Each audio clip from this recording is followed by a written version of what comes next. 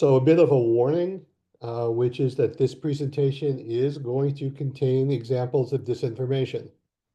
Um, so every time I cite a piece of disinformation, I'm going to tell you that it's disinformation, but I'm asking you, please, please do not share any of the disinformation that I'm providing here. That would really defeat the purpose um, of trying to teach us how to counter disinformation. Um, So I'm going to introduce myself. I'm Larry Barrett. I'm part of the steering committee of Indivisible Santa Barbara. Um, I am not a disinformation expert. That is to say, I've studied it. Um, I actually spent much of last year working with my wife on a project about the patterns of lies in our mutual families.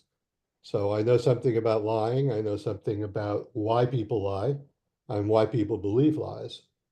But the area of disinformation is extraordinarily complicated and goes into many, many, many different fields. And I think even the experts aren't experts at everything. So I'm going to do my best here. I think I can make this interesting and for 45 minutes or so. But when you ask a question and I don't know the answer, I'm going to be honest about that. Um, Again, just going through some of the housekeeping for the people coming in new. Please stay on mute during the presentation. Um, and if you've got questions, put them in the chat. Um, Try to keep the chat for questions only so that we can find the questions and and get to them at the end of the seminar if there's time. And with that, let's get started.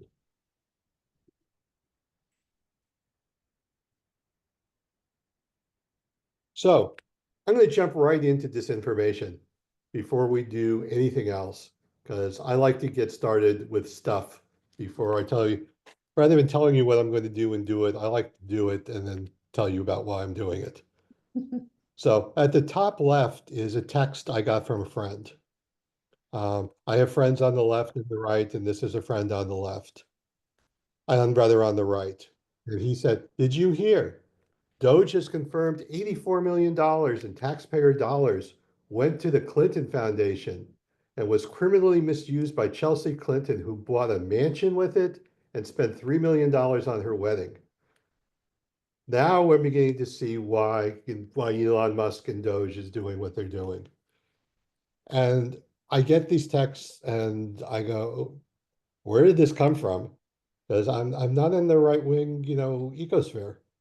So I do some research and I find these headlines. Wow, Elon Musk is stunned at this discovery.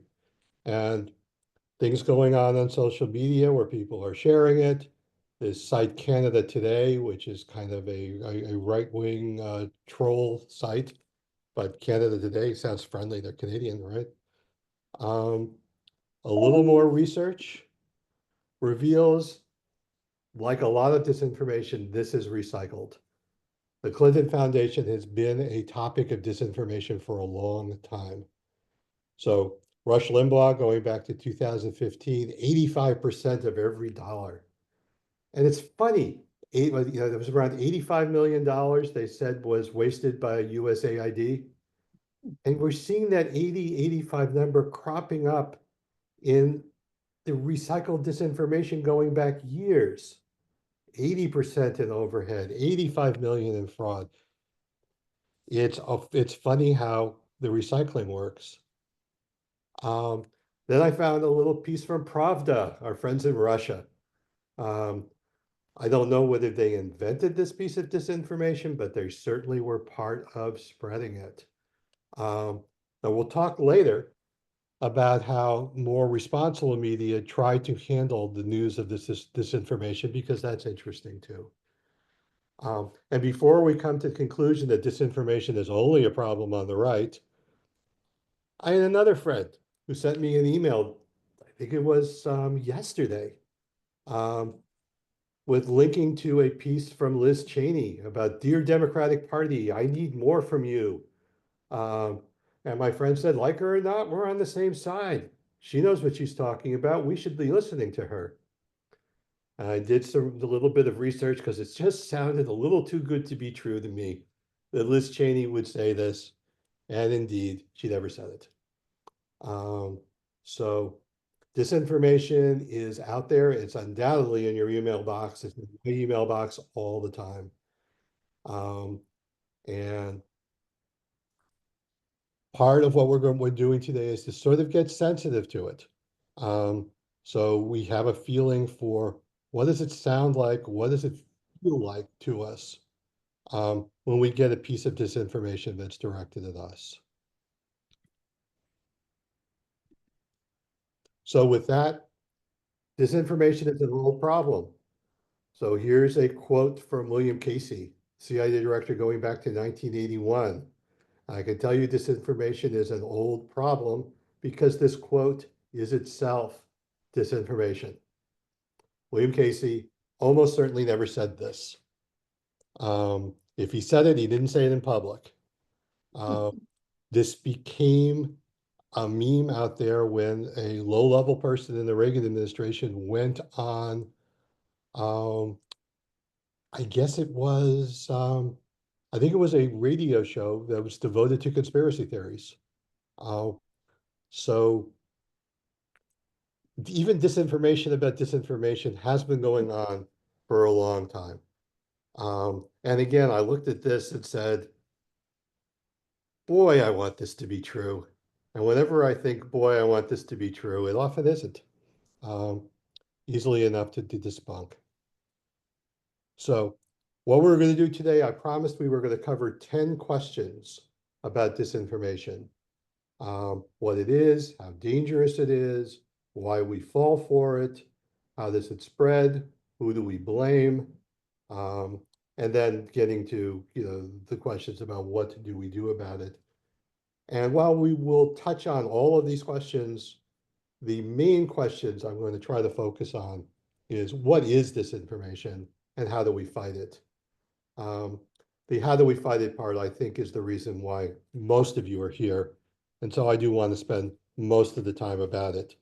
And I will end with something that came up today where I had to figure out how to fight a piece of disinformation and decided, why don't I use the lessons that I'm about to teach tonight and see if I can make them work?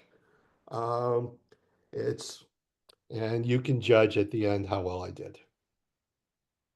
So we're going to start with definitions because this is where conversations about disinformation often get confused.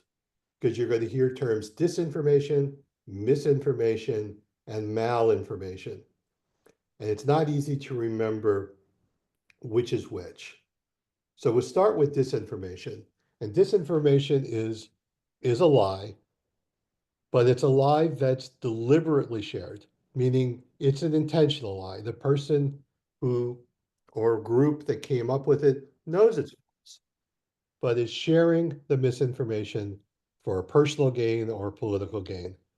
And this is the classic stuff. This is, the stuff that comes out of the Trump administration is mostly disinformation. Misinformation is stuff that's false, but it's not deliberately shared by somebody who knows it's false. It's an innocent sharing of lies. And the person sharing it doesn't stand to gain from sharing it. It's, like my friend said, can you believe what Doge uncovered about Chelsea Clinton? Well, he's not going to gain anything from it. He just wanted to share it with me as a friend. Malinformation is a term that's becoming increasingly important. Malinformation describes almost everything I see on Fox News. Malinformation is something that is either true or has a grain of truth to it. But it's being spread in a way where the information is out of context or is distorted or in some other way. So it functions like disinformation. Um, but maybe you're not going to get sued for it because it's got enough truth in it so that you're going to be able to stand a libel lawsuit.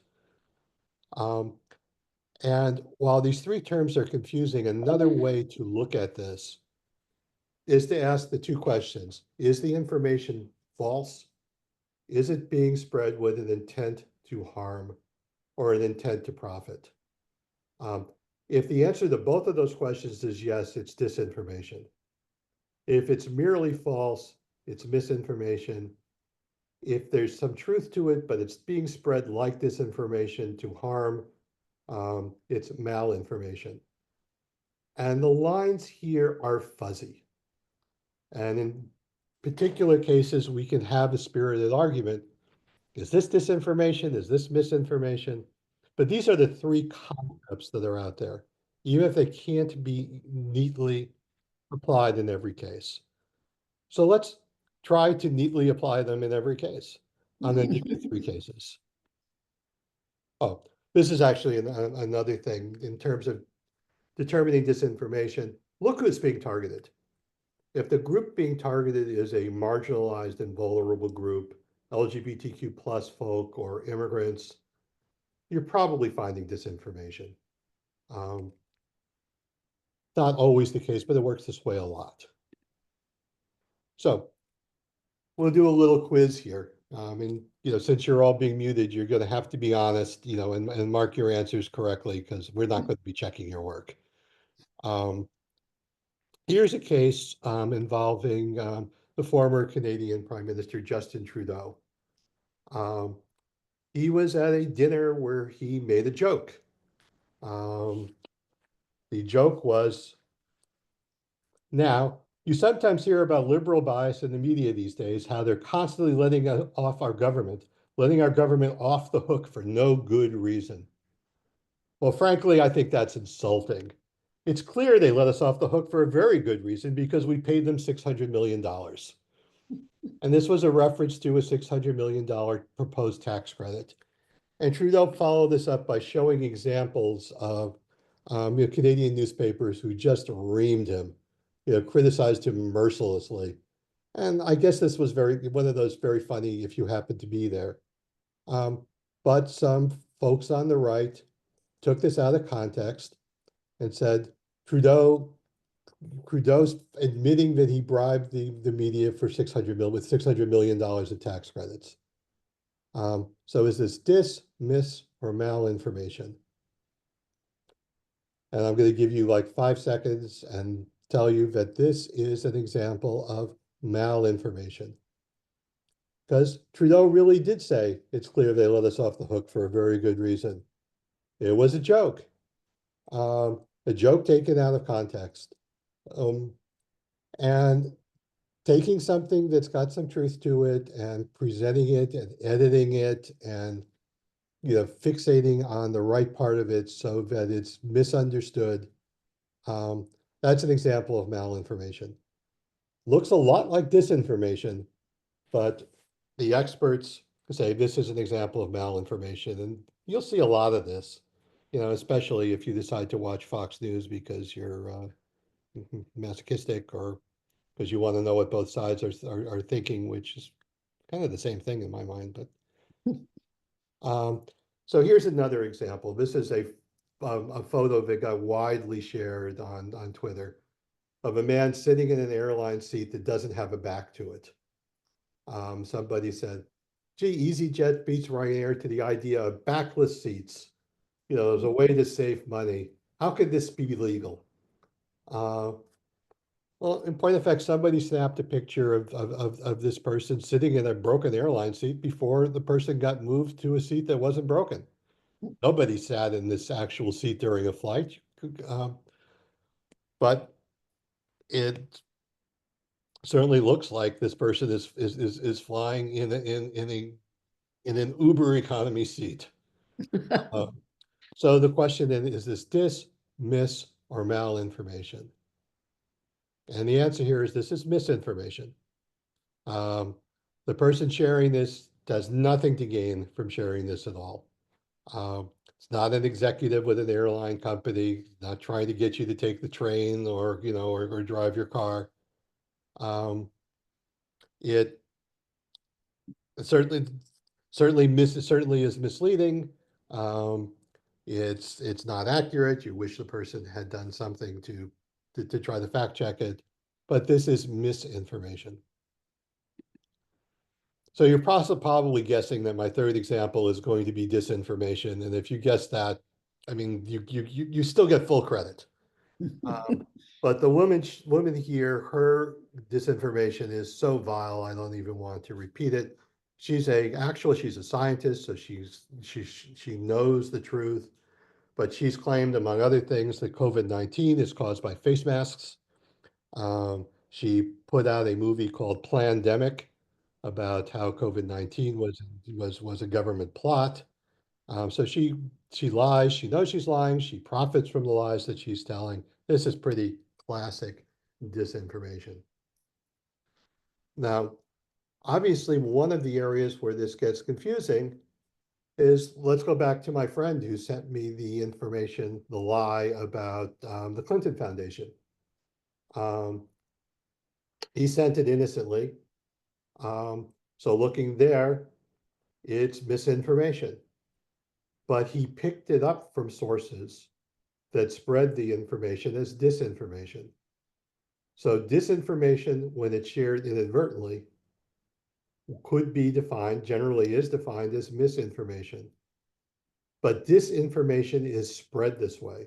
Disinformation becomes dangerous when it becomes spread by innocent people who think this is important stuff for us to know about. Um, Now, one point I'm making here, and I want to call it out, although it's going to come up later, um, is that disinformation is not merely about lies and about your believing something that isn't true. Disinformation is also about sowing doubt, making you wonder whether something is true or wonder whether something actually might be false, putting you in the middle, making you uncertain. And if you're familiar with the work of Hannah Arendt, who is one of my personal heroes, I hope, I only hope someday I could live up a little bit to Hannah Arendt. She's made this very famous quote about how relentless government lying is not so much a danger because people come to believe the lies, but because they come to doubt the boundary between lies and truth altogether. And that's even more dangerous than hopefully temporarily believing a lie. So when we're talking about the dangers of disinformation, keep in mind that sowing doubt where no doubt ought to exist is also extremely dangerous. So let's get to a question that fascinates me personally, and one that we're not going to spend nearly as much time on as I wish we could, which is, why do people believe disinformation? And it's in part because the way we're wired as a species um, means that we are by nature trusting souls.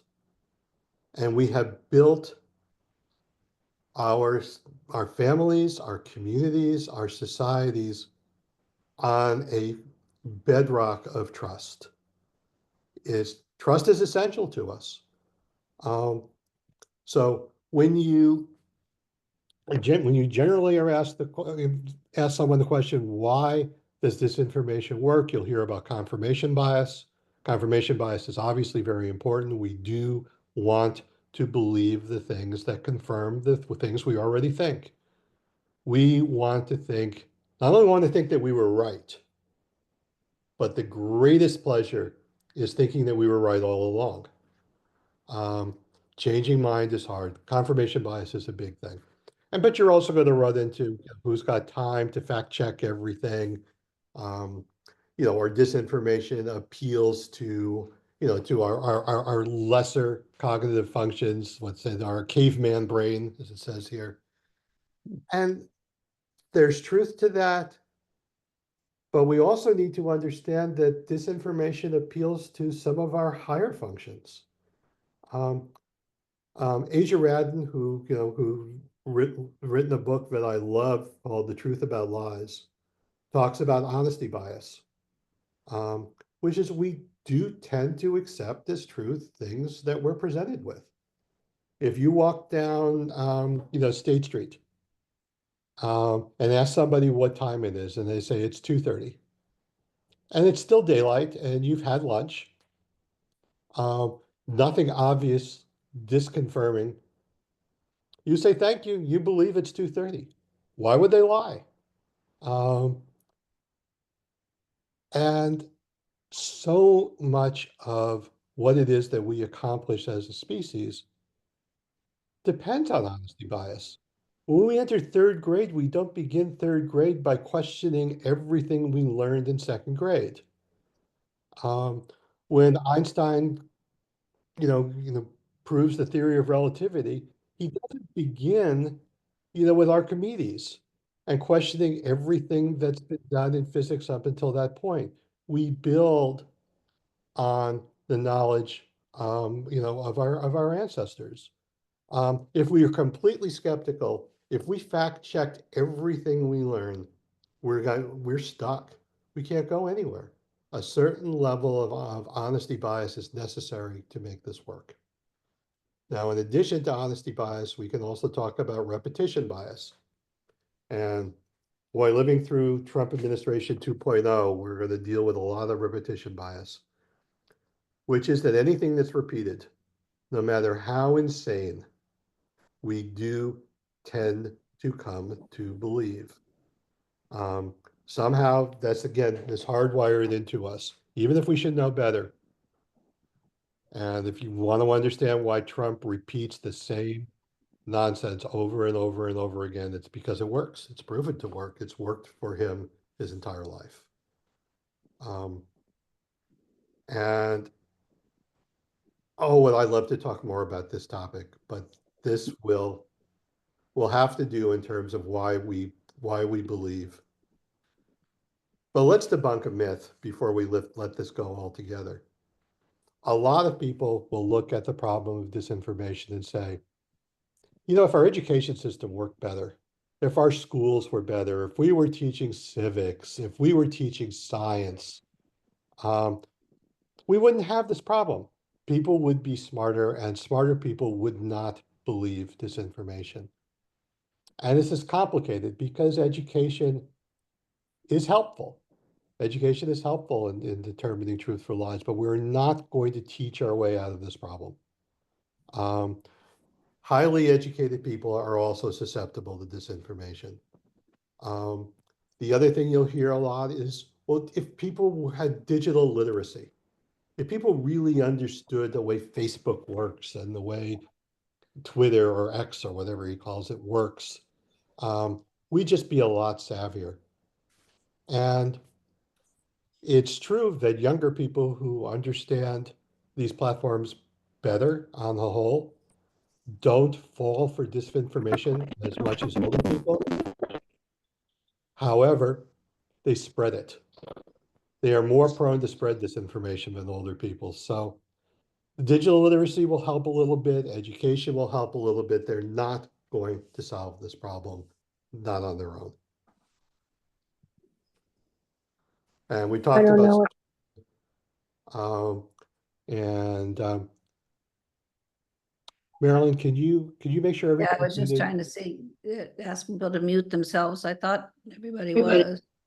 It's easy for people to accidentally unmute. Mhm. Um, so I did find somebody who was. Okay. So obviously, social media and the importance of social media has increased the problems with disinformation because it is now so easy to get information out to millions of people with the click of a button. Um, Social media is a big part of this. Um, any comprehensive look at disinformation is going to spend a lot of time looking at social media. I'm not going to spend very much time looking at social media because in an hour there just isn't enough time. But you have to acknowledge its importance.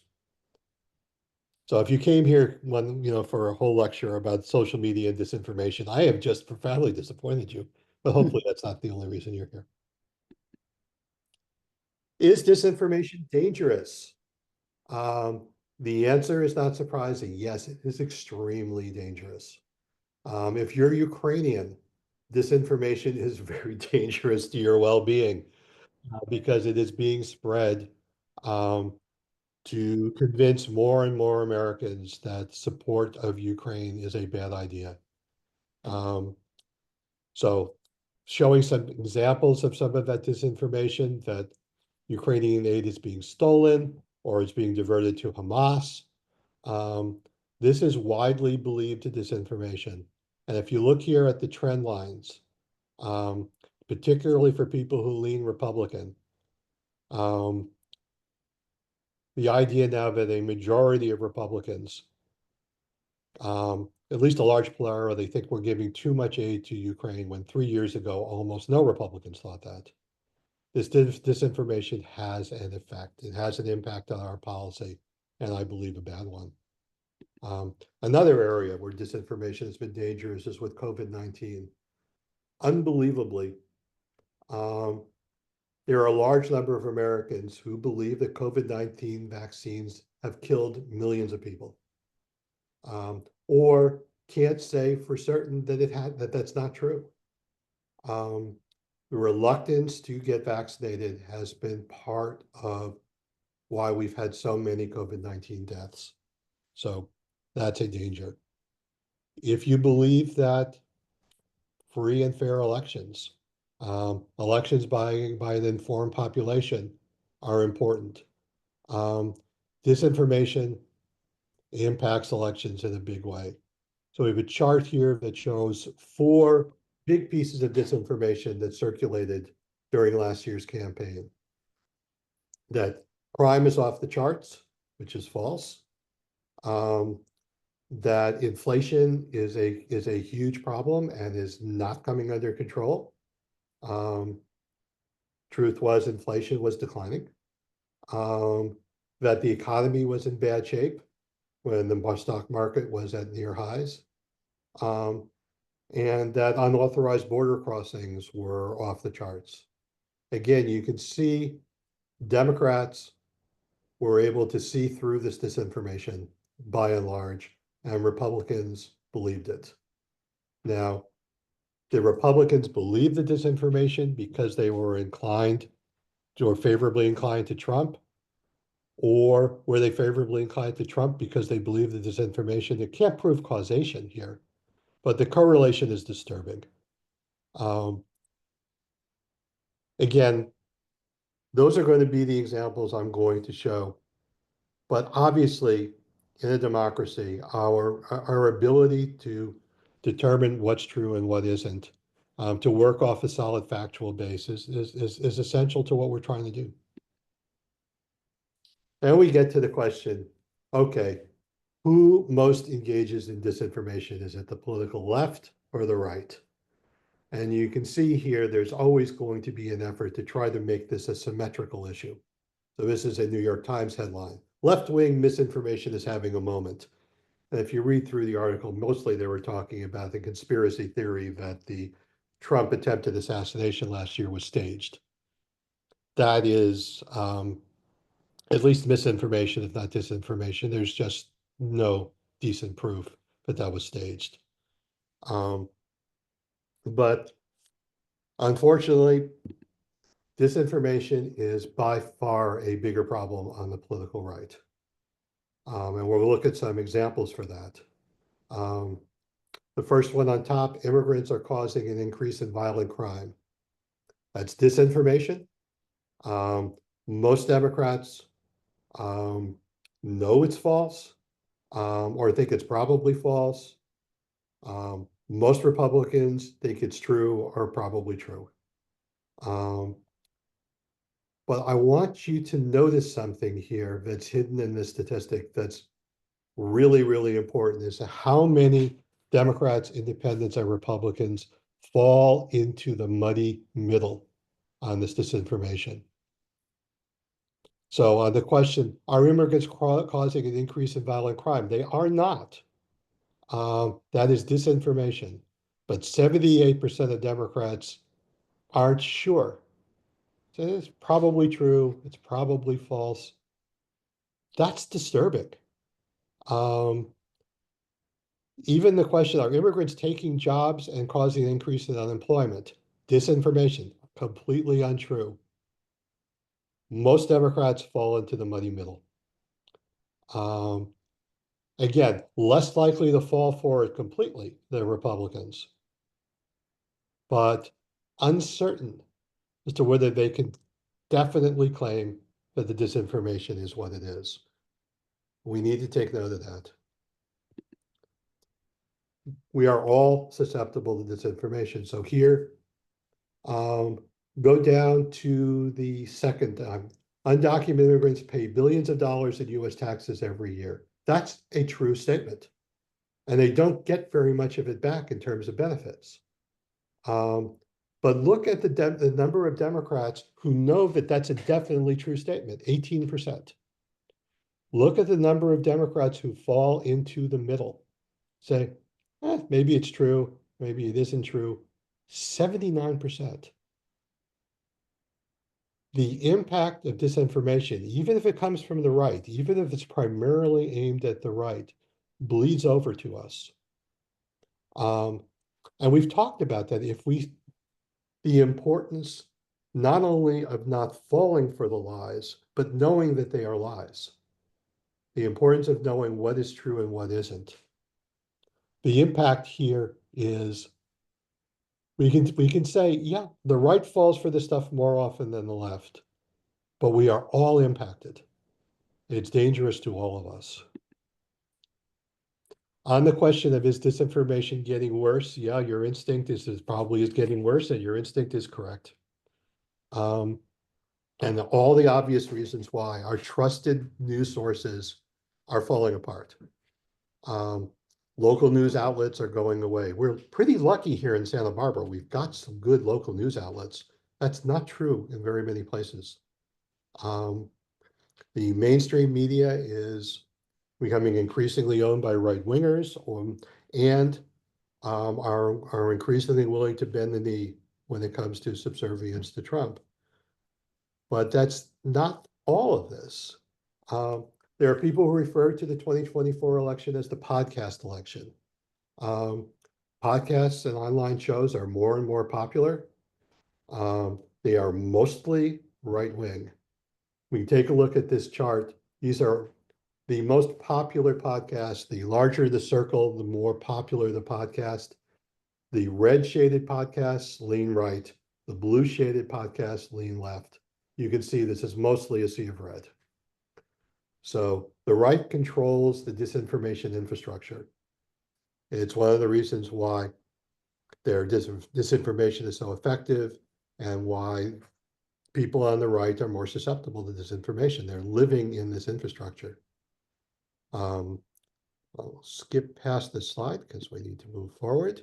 Um, this is a slide showing that Indivisible says 2025 is the age of disinformation, talking about things like platform deregulation, and the scrubbing of government websites of information that we can rely upon. Things are definitely getting worse. We can slide now a little bit into the question of how do we fight disinformation? And the idea that we can fight lies with truth, that all we need, that the light is the best disinfectant. That the battleground of in the battleground of ideas, the truth is going to win out. Boy, take that with a grain of salt, because oftentimes shining a light on disinformation just makes it that much easier to spot and that much easier to see. Our strategies for dealing with disinformation have to go beyond the belief that the truth is going to set us free. So we are now up to the part of the program where I'm hoping the reason that most of you are here. What do we do? If you're going to walk away from this with one idea, it's the idea of tactical disengagement. Treat disinformation as if you found in your backyard, right outside your patio, you find 3 feet under a cache of nuclear waste. This is not a great discovery, admittedly. What are you going to do? You are not going to dig the waste up, put it into a plastic bag, and carry it around with you saying, look what I found. Disinformation is toxic and you need to be very careful with it. So here are basic rules. Don't repeat it. Notice that I kind of violated that rule by repeating a lot of disinformation here, but I did it because I kind of had to. And I've asked you not to spread it. And I did identify it as disinformation, but do not repeat disinformation. Don't link to it. Don't share it. Not even to debunk it, not even to ridicule it. Don't comment on it. You are not going to be a social media warrior and get everybody to see in the Facebook post that the Facebook post is a lie. Don't share any information you received unless you've received it from a reliable source. And hint, Facebook is not a reliable source. And an email from your best friend, I'm sorry to say, is not a reliable source. I get tons of disinformation from my best friends. And you think they would know better because I'm kind of a scold when it comes to disinformation, but it doesn't stop them. And if you're going to share, verify. Tactical disengagement. And again, I'm going to repeat, do not share, do not repeat disinformation. There are no exceptions to this rule. And the example of this, what's been called the lie of the year for 2024, was Trump's lie that Haitian immigrants are eating pets. A lot of us heard that lie when it came up in the debate with Kamala Harris and said, finally, here's an example of what a ridiculous person Donald Trump is. Um, and the fact that he says it is clearly will disqualify him in the eyes of the voters. And by debunking and ridiculing what he said, we repeated it, and it became widely believed. We people, I shouldn't say we because I don't know whether any of you did it. I know that I thought this was something that should be debunked, that everybody should know it was false. It spread. It was extremely damaging. There isn't any way to repeat disinformation. Um, I will show you how to handle it in a bit. So what do you do then when disinformation itself becomes news? So we'll play a little game here. I'm taking this from a presentation by Shireen Mitchell, who is wonderful on this topic. Good headline or bad? In Washington State in 2020, we had a ballot measure to mandate better sex education in the schools. Disinformation was spread that it would require fourth graders to learn sexual positions. I swear to God, I know that sounds insane, but this was being commonly spread in Washington State. So here was a fact check article. No, the sex ed bill does not force schools to teach fourth graders sexual positions. Good headline or bad? This is a terrible headline. It repeats the disinformation. It literally says here, the sex ed bill forces schools to teach fourth graders sexual positions. Yes, I took out the no, but that's the way people read it. You cannot share disinformation by saying, no, this isn't true.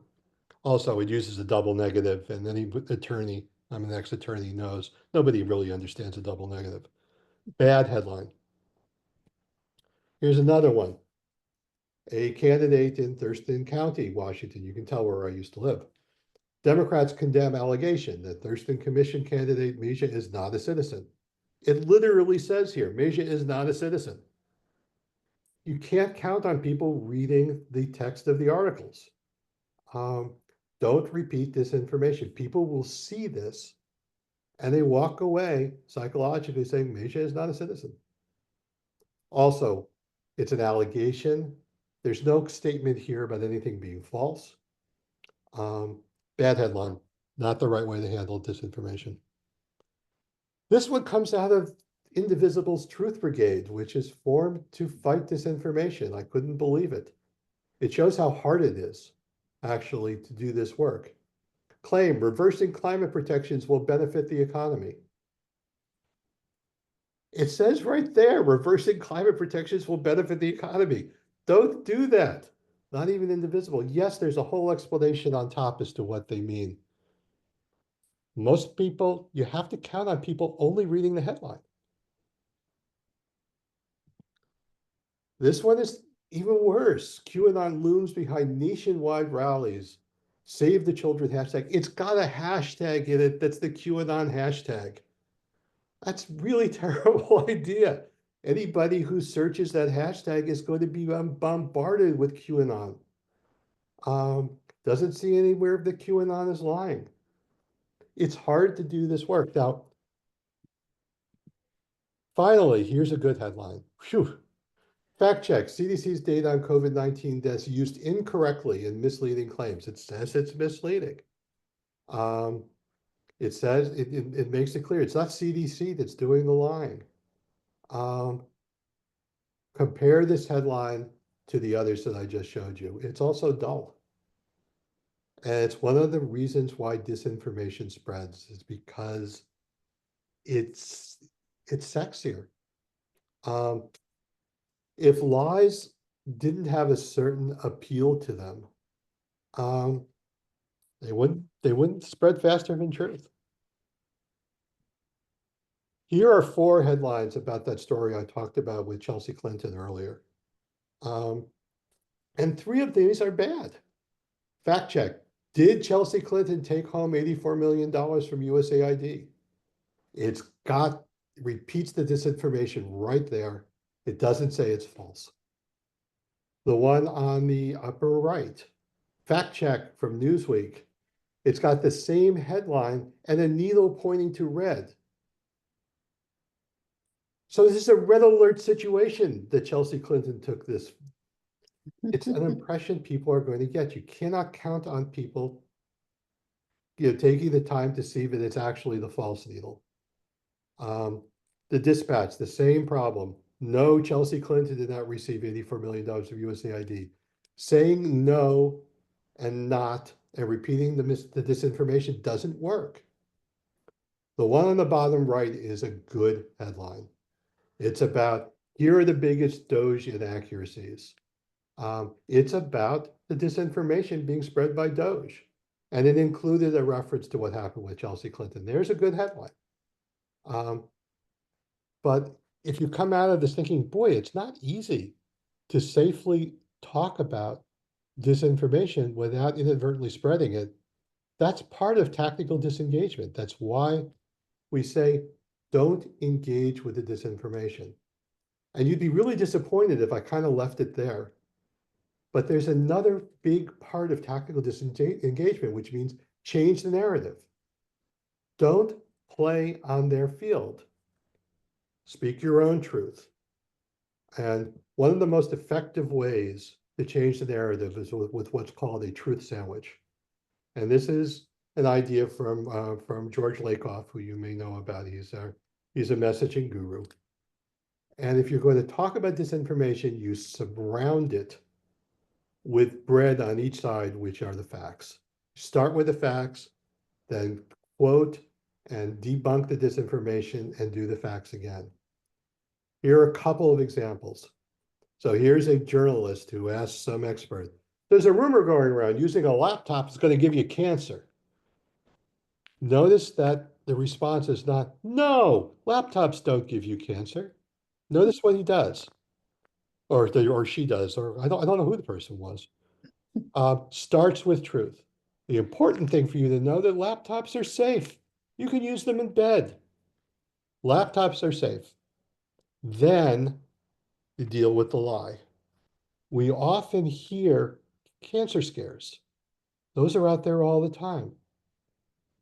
And we know that because we've all heard cancer scares before in our lifetime. Then they finish with truth. So we reassure everybody when it comes to laptops, they're definitely safe. This is an example of the sandwich method. I'm going to give you another truth sandwich here. This is from Yamiche Alcindor, who's a terrific journalist. And it's brilliant truth sandwich. This is dealing with the birtherism claims that came up around Kamala Harris when she was nominated by Biden as vice president. It's been a few days since Kamala Harris joined the ticket, and the birtherism attacks have begun. A true statement.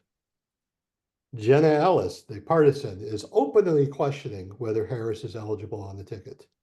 Doesn't say anything about, Harris not being born in the country. Then she finishes with truth. Harris was born in the US and is clearly eligible. Layers of truth encapsulating, a discussion, a reference to the disinformation, but one that makes it clear the disinformation is false. Now, Indivisible has a slightly different way of doing truth sandwiches. And again, you can think about this as the delicatessen. Every sandwich is going to be a little bit different. And the Indivisible method is start with a commonly shared value. Then deal with the disinformation in a way that disrupts it and prompts critical thinking. End with truth, but truth that kind of gives you a nudge forward in the right direction. It's very Indivisible-like. So here's some examples of Indivisible truth sandwiches. Dealing with Doge. Cutting wasteful spending is a good thing. You begin with a statement of a commonly shared value. Nobody wants to waste money. And then it says, are the culprits really climate cancer research? It's not a direct repetition of the disinformation that, places like the Park Service are wasting money. So is this really where you think the waste is going to come from? And then the truth, the real cost falls on working Americans. Very, very effective truth sandwich, Indivisible style.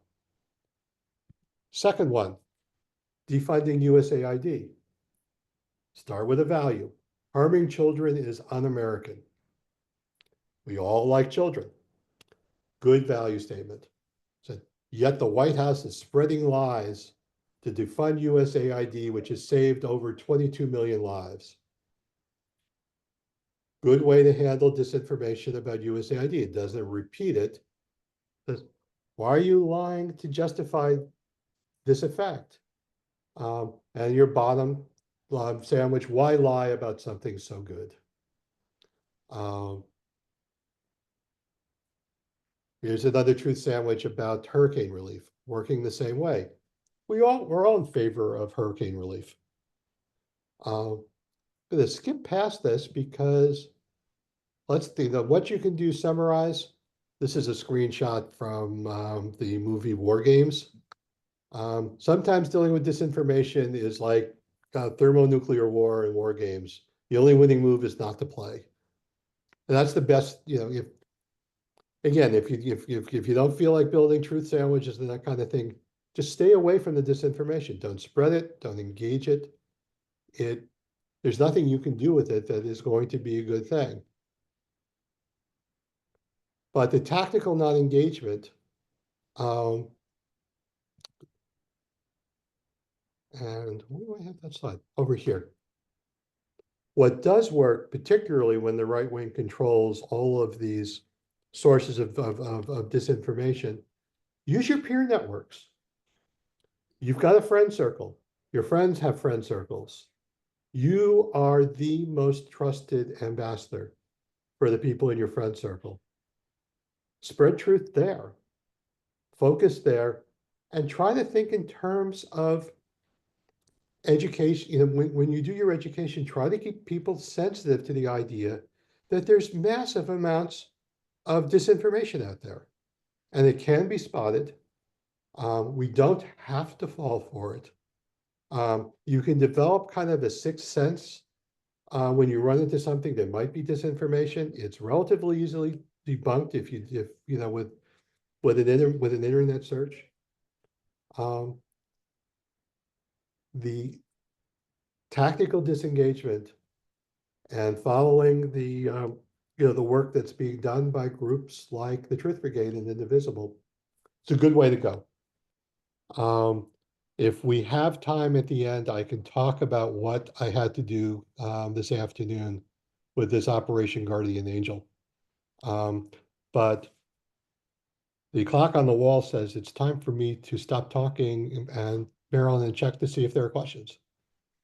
No specific questions. A number of people have commented on a good presentation and would possibly like to ask you to do it again elsewhere. So I will pass on What? requests. Are you saying that there are people here who think that I like to have an audience? I'm shocked. I'm shocked that I gave that impression. Can, Um, can I assume that anybody who registered, you have email information on? yes, I do. Okay. But yes, the short answer to the question is yes, I'm happy to do this again. Yes, we can share the recording once we edit it. Because there's a whole lot of stuff in the beginning where Marilyn and I are just talking, about what happened to us today. Um, yes, we can dive deeper into pieces of this that might be interesting. We can do a whole lot more in terms of, how to construct a truth sandwich, and even, do breakout groups where we try to construct them ourselves. And were you going to mention Santa Barbara Democrat? Is it Democrat? Oh, Are right. having another Then session?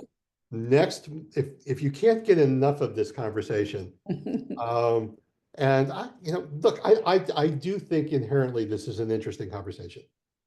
Because it does deal with our human nature, and it does go to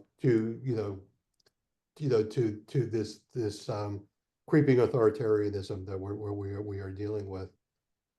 Um, the Democratic Women of Santa Barbara are having one of their I think they call them democracy labs, Mhm. which take place at the beer garden, which is great because beer garden has the word beer in it.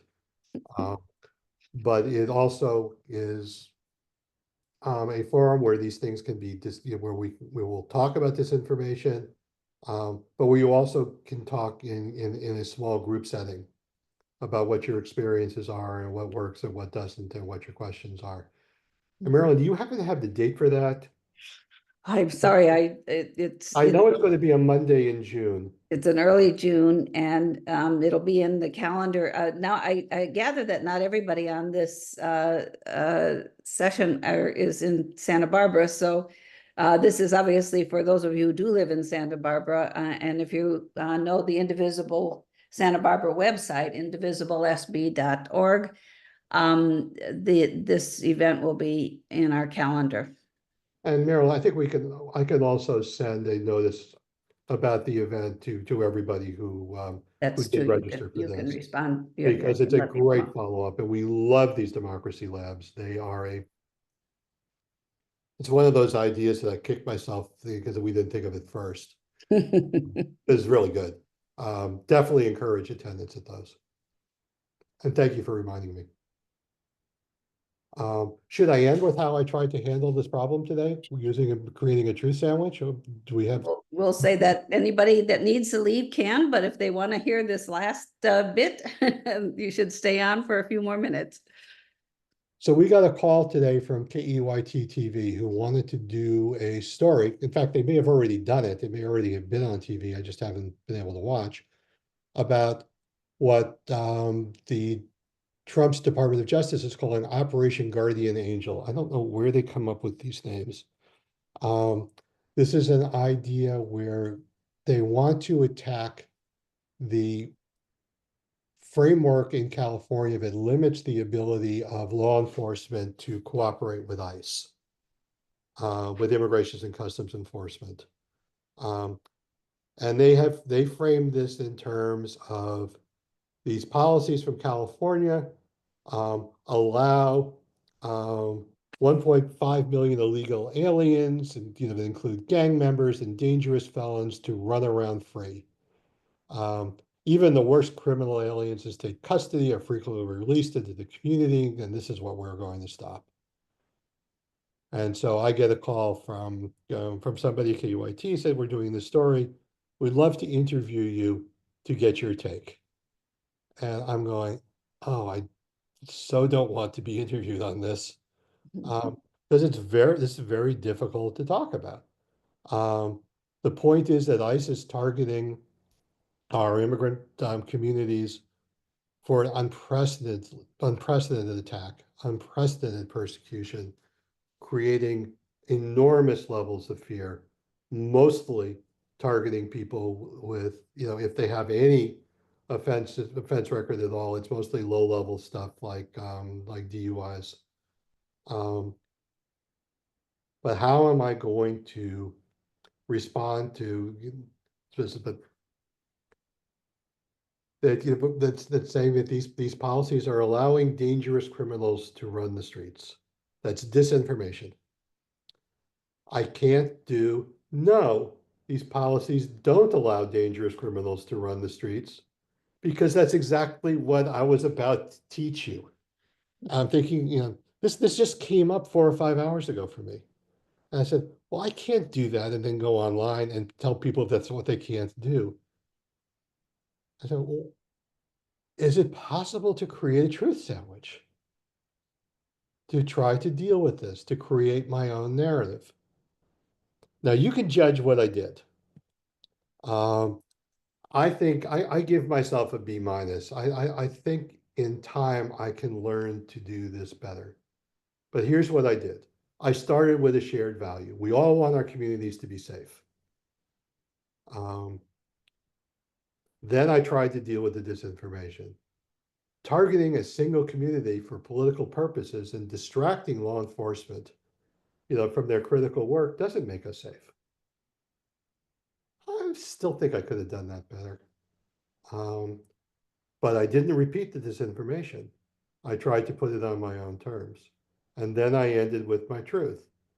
We're safest when local law enforcement focuses on enforcing local law. I think I threw in some idea of it also. We're safest when local law enforcement acts in a trustworthy way.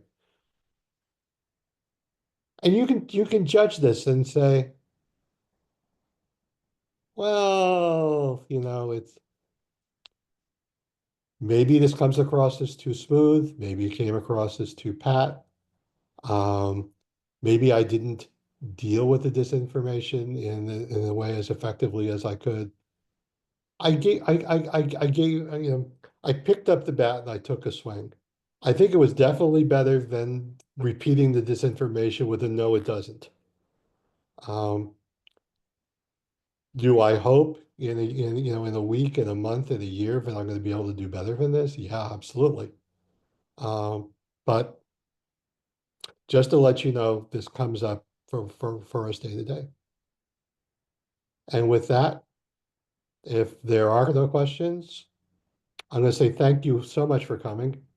I know some of you are missing the basketball playoffs because they're on in the background. And my wife and daughter are here rooting for the New York Knicks.